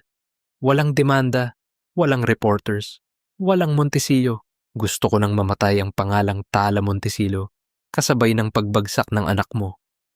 Tumango si Doña Caridad. Deal. Inilabas ko ang aking official phone at tinawagan ang lahat ng media outlet sa Cebu. Hindi para humingi ng tawad, kundi para magbigay ng isang pahayag na yayanig sa buong bansa. This is Tala Montecillo, sabi ko sa kabilang linya. Ang boses ko ay hindi na nanginginig. Mayroon akong ebidensya na magpapatunay na ang sunog sa port ay hindi aksidente at ang pamilya Montecillo ay hindi biktima. Magsisimula ang live stream sa loob ng 10 minuto. Lumingon ako sa ICU. Nakita ko ang kamay ni Rafael na bahagyang gumalaw sa ilalim ng puting kumot. Isang huling laban. Isang huling pagkakataon para itama ang lahat ng mali, kahit na ang kapalit nito ay ang tuluyang pagkasira ng aking mundo. Ang bawal na pag-ibig na ito ang nagdala sa akin sa hukay, pero ito rin ang magbibigay sa akin ng lakas. para hilahin pababa ang mga demonyong nag-akala na sila ang may-ari ng aking buhay. Ngayon, lahat kayo ay magiging saksi sa pagkabulok ng mga taong akala ninyo ay mga Diyos ng Cebu. Hawak ko ang aking cellphone ng panginginig, pero ang boses ko ay kasing tatag ng asero. Nakatutok ang kamera sa aking muka, isang mukhang puno ng pasa, uling, at mga luhang natuyo na. Sa likuran ko, makikita ang salamin ng ICU kung saan nakahiga ang naghihingalong si Rafael. Libo-libo na ang nanonood sa livestream. Ang mga komento ay mabilis na dumaan. Siya yung asawa, kabit ng driver. Baliw na yan. Huminga ako ng malalim. Ang pangalan ko ay Tala Montecillo. Ang nakita ninyong video sa garahe ay totoo. Minahal ko ang driver namin. Pero ang hindi ninyo alam ay kung bakit ako napunta sa bisig niya. Minahal ko siya dahil sa loob ng 3 taon, ang asawa ko, si Jacinto Montecillo, ay hindi lang ako ginawang palamuti, kundi ginawa niya akong tuntungan para sa kanyang mga krimen. Biglang bumukas ng marahas ang pinto ng hallway. Pumasok si Jacinto, kasunod si Isa. Si Isa, ang kaibigang itinuring kong kapatid. Nakasuot siya ng isang mamahaling puting dress, mukhang inosente at malinis. Pero sa mga mata niya, nakita ko ang takot. "Itigil mo yan, Tala!" Sigaw ni Jacinto. Susugod sana siya, pero hinarangan siya ng 2 NBI agents na tinawagan ni Doña Caridad. "Baliw ka na! Pinapahiya mo ang sarili mo sa harap ng buong bansa." Ipinaharap ko ang kamera sa kanila. "Bakit, Jacinto? Takot ka bang malaman nila na ang perfect wife mo ay isang undercover investigator? O takot ka bang malaman nila na ang kaisa-isang kaibigan ko ay metresa mo pala?" Napatigil ang mga nanonood sa live. Ang mga komento ay naging puro shock at WTF. "Tala, please, makinig ka sa akin," pakiusap ni Isa. Ang boses niya ay nanginginig. "Nagkakamali ka. Ginamit ka lang ng ahensya mo. Jacinto and I, we were just trying to protect you." "Protect me?" Natawa ako ng mapait, isang tawang nauwi sa ubo dahil sa usok na nasa baga ako pa rin. "Protect me by planning to kill Rafael? Protect me by laundering millions of pesos to an offshore account sa pangalan mo, Isa?" Napanood ko na ang video. Narinig ko na ang lahat. Pinindot ko ang play sa aking tablet na nakakonekta rin sa live stream. Ang boses ni Jacinto ay umalingaw-ngaw sa buong hallway at sa libo-libong cellphone ng mga taong nanonood. Kapag sumabog ang bodega, mamatay ang ebidensya at mamatay ang driver. Si Tala, idedeklara nating mentally unstable. Ang pera ay ligtas na sa account mo, Isa. Naging kasing puti ng papel ang mukha ni Jacinto. Napatingin siya sa mga kamera ng mga reporter na kanina lang ay ginagamit niya para sirain ako. Pero ngayon ay nakatutok na sa kanya bilang isang kriminal. "Hayop ka, Tala!" sigaw ni Jacinto. Sinubukan niyang lundagan ako, pero mabilis siyang pinadapa ng mga agents sa sahig. "Sisiguraduhin kong mabubulok ka rin sa kulungan. Anak ka ng mamamatay tao. Ang tatay mo ang pumatay sa mga manggagawang yon." Tiningnan ko siya ng may halong awa. "Alam ko, Jacinto. Alam ko na ang lahat at handa akong pagbayaran ang mga kasalanan ng tatay ko. Pero ikaw ang magbabayad para sa mga ginawa mo sa akin, kay Rafael, at sa mga taong pinatay mo para sa kapangyarihan." Lumingon ako kay Isa na ngayon ay umiiyak na at sinusubukang tumakas. Pero nahuli rin siya ng mga pulis. "Isa, ang akala ko ay ikaw ang huling piraso ng kabutihan sa buhay ko. Pero ikaw pala ang pinakamatinding lason. Patawad, Tala. Kailangan ko lang ng pera. Kailangan ko lang makaalis sa hirap." Hikbi ni Isa. "Lahat tayo may rason, Isa. Pero hindi lahat tayo ay pumapatay ng kaluluwa ng kaibigan." Malamig kong sagot. Pinatay ko ang live stream. Ang katahimikan sa hallway pagkatapos ng gulo ay nakakabingi. Dinala na sina Jacinto at Isa palabas. Habang si Doña Caridad ay nakatayo lang sa isang sulok, pinapanood ang pagguho-kuho ng kanyang imperyo. Ang kanyang pangalan ay sira na. Ang kanyang anak ay makukulong. at ang kanyang yaman ay kukunin ng gobyerno. Nakuha mo na ang gusto mo, mahinang sabi ni Doña Caridad. Wala akong nakuha, Mami, sagot ko habang nakatingin sa sarili kong mga kamay na nanginginig. Nawala ang tatay ko, nawala ang dangal ko, at nawala ang kaibigan ko. Pare-pareho tayong talo rito. Pumasok ako sa loob ng ICU. Umupo ako sa tabi ng kama ni Rafael. Hinawakan ko ang kanyang kamay. Ang kamay na dati ay palihim ko lang nahahawakan sa dilim. Ngayon, malaya ko na itong nahahawakan sa ilalim ng maliwanag na ilaw ng ospital. Pero napakabigat ng kapalit. Raf, tapos na. Bulong ko sa kanyang tainga. Wala na silang magagawa sa atin. Pero wala na rin tayong babalikan. Dahan-dahang gumalaw ang mga daliri ni Rafael. Iminulat niya ang kanyang mga mata, malabo at puno ng pagod. Tumingin siya sa akin at sa kabila ng lahat ng tubo at sakit, nakita ko ang isang maliit na ngiti sa kanyang mga labi. Tala, mahina niyang tawag.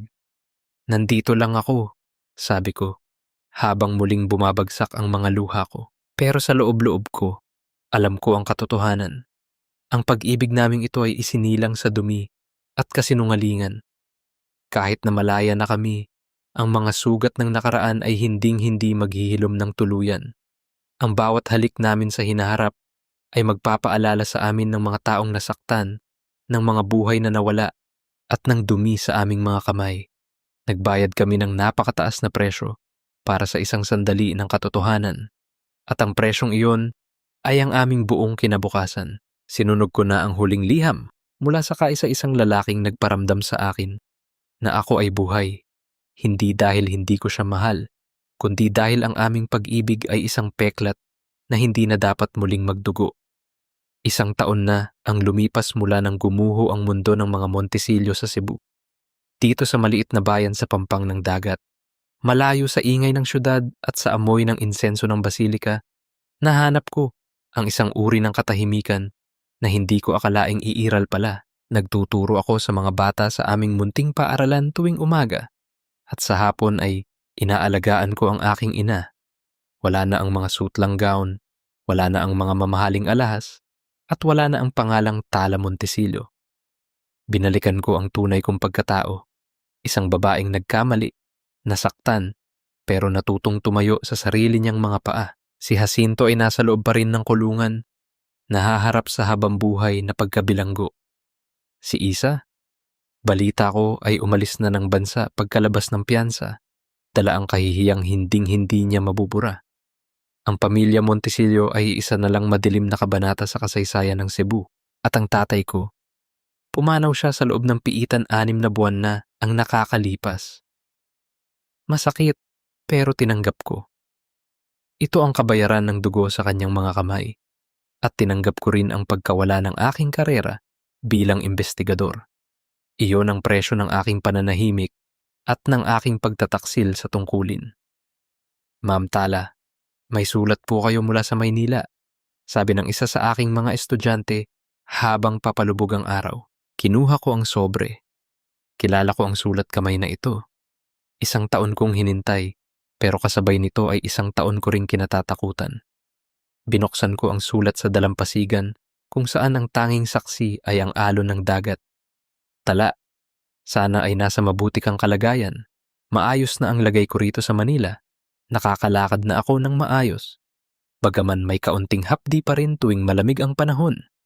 Nagtatrabaho na ako bilang security consultant sa isang maliit na kumpanya. Gabi-gabi akong nag-iisip kung dapat ba kitang puntahan. Pero tuwing titingin ako sa salamin at nakikita ko ang mga peklat mula sa bodega, naalala ko kung paano tayo nagsimula. Nagsimula tayo sa dilim, Tala. Nagsimula tayo sa gitna ng mga kasinungalingan at kataksilan. Ang pinakamagandang bagay na nangyari sa akin ay ang makita kang maging totoo sa iyong sarili, kahit na ang ibig sabihin yun ay ang pagkawala nating dalawa. Mahal kita, at dahil mahal kita, hinahayaan na kitang maging malaya. Hindi lang mula kay Jacinto, kundi pati na rin sa akin. Mag-ingat ka lagi. Rafael. Niyakap ko ang sulat sa aking dibdib. Ang mga luha ko ay pumatak, hindi dahil sa lungkot, kundi dahil sa isang uri ng paglaya na ngayon ko lang naramdaman. Ang pag-ibig namin ni Rafael ay totoo, pero ito rin ay bawal. Ito ay bunga ng isang desperadong pagtakas mula sa isang malupit na realidad. At natutunan ko na ang pag-ibig na itinayo sa ibabaw ng pagkawasak ng iba ay laging may dalang bigat na hinding-hindi mo maiiwan. Kinuha ko ang aking lighter, ang lumang military lighter ni Rafael, na itinago ko sa lahat ng panahong ito. Sinindihan ko ang dulo ng papel. Pinanood ko ang apoy na dahan-dahang lumalamon sa kanyang mga salita. Ang mga abo ay tinangay ng hangin patungo sa dagat, naglalaho sa gitna ng dapit hapon. Hindi ako babalik sa kanya. At hindi rin siya dapat bumalik sa akin. Dahil ang tunay na kapayapaan ay hindi nanggagaling sa paghahanap ng bagong pag-ibig para takpan ang mga sugat ng nakaraan. Nanggagaling ito sa pagtanggap na may mga pagkakamaling hindi na mabubura. At ang tanging paraan para mabuhay ng marangal ay ang harapin ang bukas ng walang suot na maskara. Sa unang pagkakataon sa loob ng maraming taon, huminga ako ng malalim. Wala nang sikreto. Wala nang takot. Wala nang kasalanan. Ako si Tala at sa wakas, ako ay malaya na.